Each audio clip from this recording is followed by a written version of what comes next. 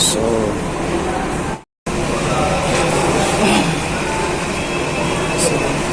we're just arrived here at hotel, Belmont Hotel. Ito yung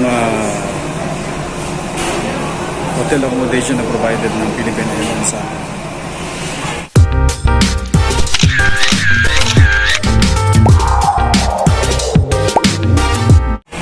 see what's gonna happen next. Imbes na doon na kami sa bahay namin, ito nangyari due to technical issue ng aircraft. Alright, so let's see, enjoy na lang natin. Ito yung main lobby ng kanilang hotel. Belmont Hotel yan.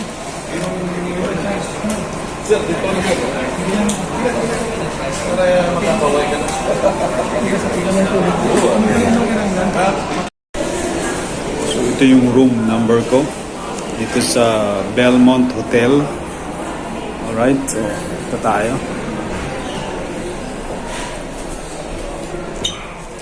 So pasok tayo dito. So 7.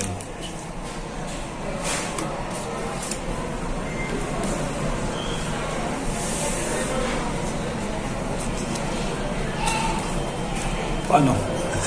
Hindi kaya alam doon. Tayo sa kanila.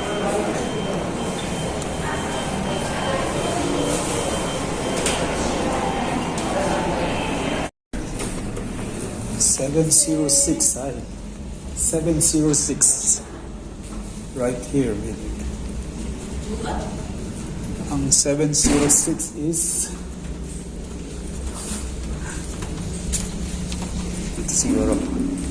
So, hanapin natin yung 706, 719. Hindi dito. So, dito siguro.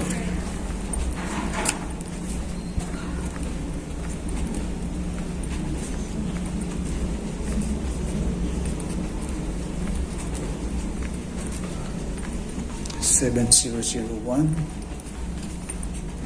7026 pala.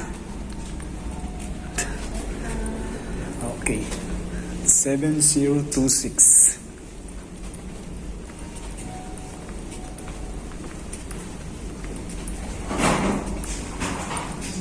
To 1, 2, 2, 3,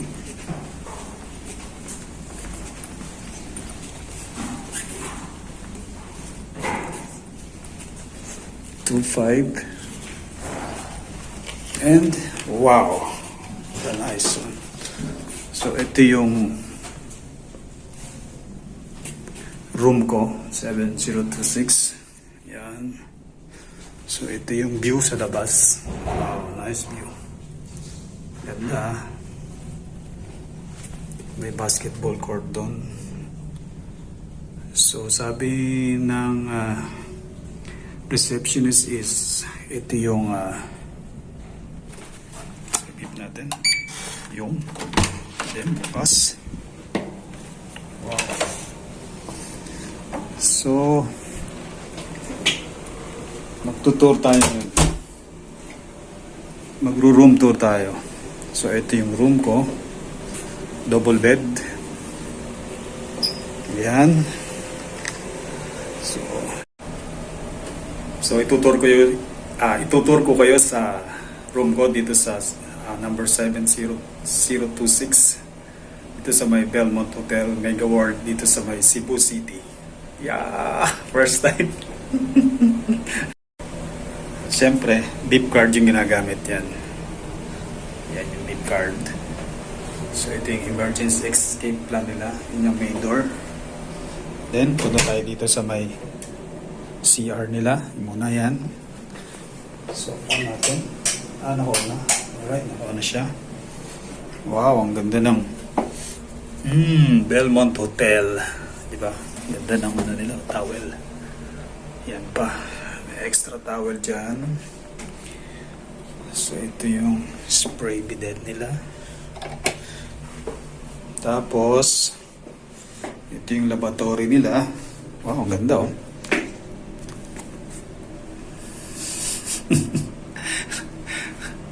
Di ba? Blessing in disguise. First time ko dito sa Cebu.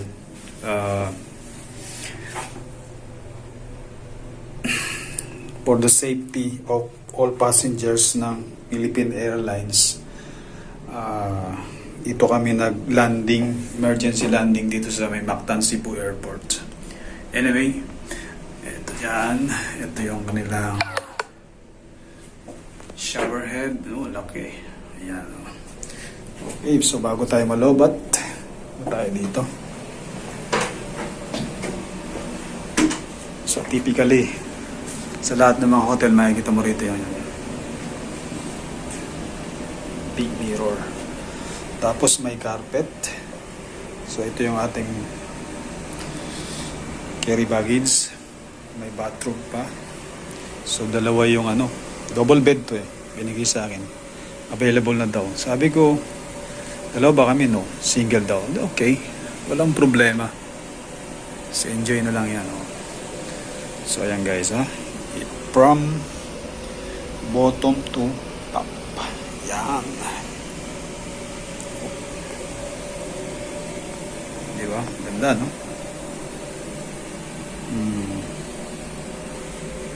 So, meron pa ritong sofa or chair. Tapos dito, meron tayo ditong table. Yan. Kung gusto mo tumawag sa reception. So, meron tayo ditong water, kettle, electric kettle. Oh, ganda ng ilaw nila. So, maganda yung finishing. Maliit lang yung room, pero maganda yung finishing. Yung interior design nila, simple lang yan. Yan ang ceiling nila.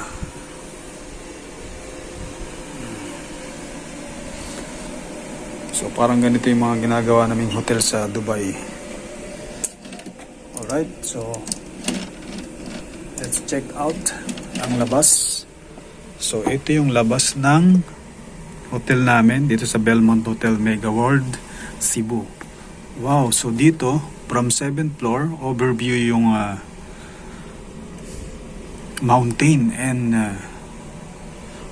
bundok. Ayun oh. Ang ganda ng background. Bundok. Then yung building na building then surrounded by the mountain. So tingnan niyo yung mga cloud formation. Ang ganda.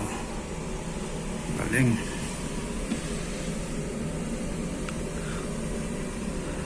Alright. So meron pang basketball court doon. Ayan. So maganda pala dito sa Cebu. So by the way guys, dito kami sa may Mega World.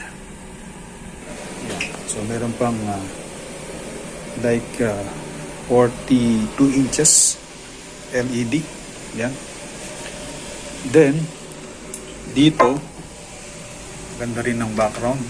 Overview niyo yung dagat. Yan. Yan. Nice. Very nice.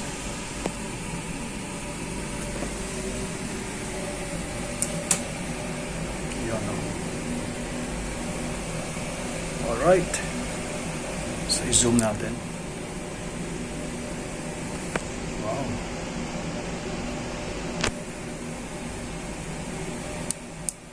So, time check. 8 or 12:20. So, naka-lunch namin.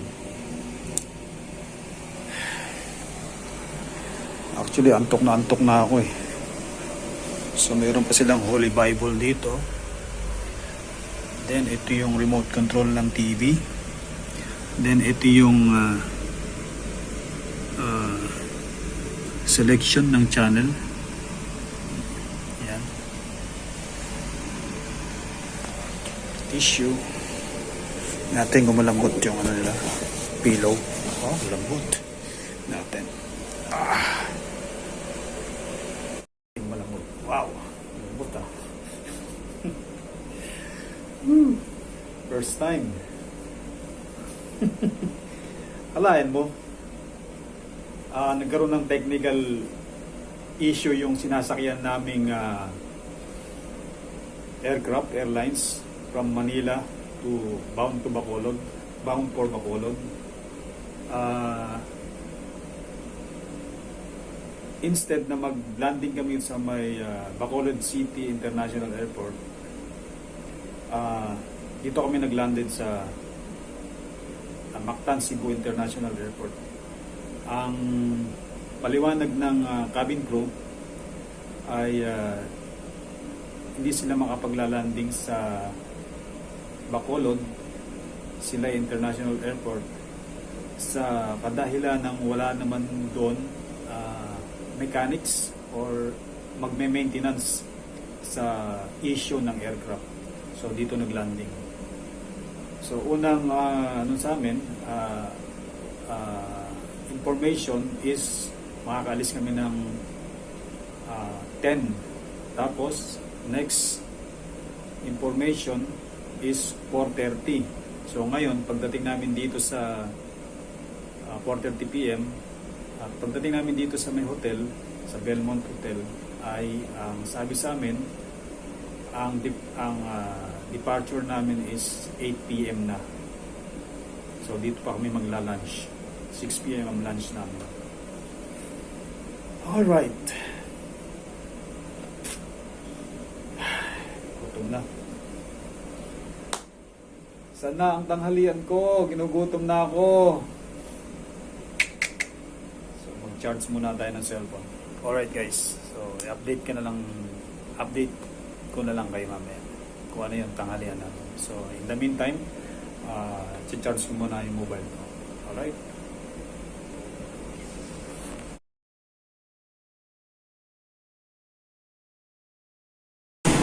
So ito yung menu namin for dinner. Hindi ko alam kung ano ang pangalan nito, but kakain tayo. So ito yung pinili kong pagkain. Simple lang para hindi mabigat sa tiyan. Yan, hindi ko alam kung ano pangalan nito. Lang, kain tayo. May soup sila, may sweet. Yan. Alright. So yung mga kasama namin na kumakain na sa airlines, Philippine Airlines. So meron kami libreng dinner provided by Philippine Airlines.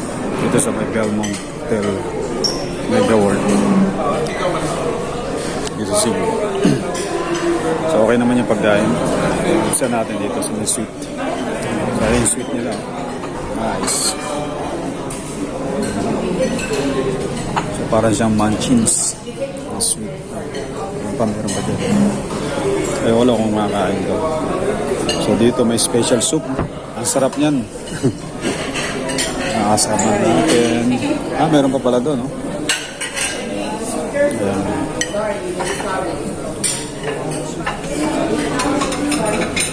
So ayan. Yung mga pagkain. Aso pareho lang. So isa, dalawa, tatlo. Tatlong menu. Tatlong menu. Alright, so ganun lang kasimple yung ano rito. Menu nila.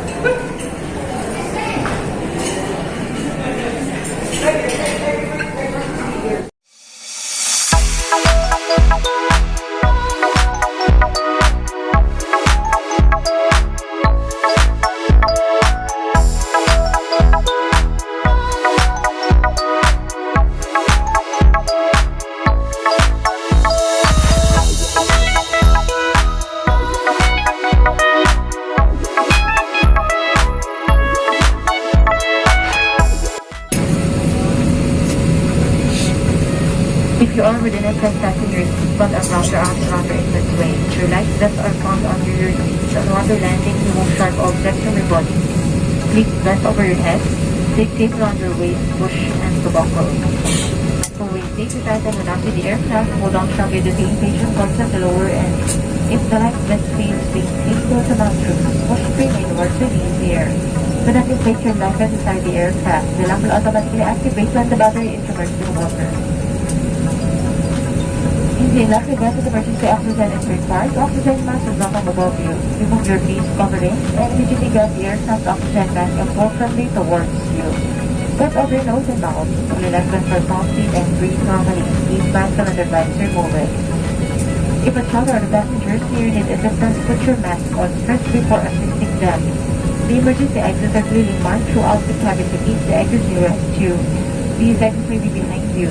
In case of power loss or smoke in the cabin, emergency lights can stop working. We need you to do exit evacuation. For further information, please study the safety card for the deceased pocket in front of you. In preparation for seat, comfort your seatbelt or security fasten. Seatbelt in right position.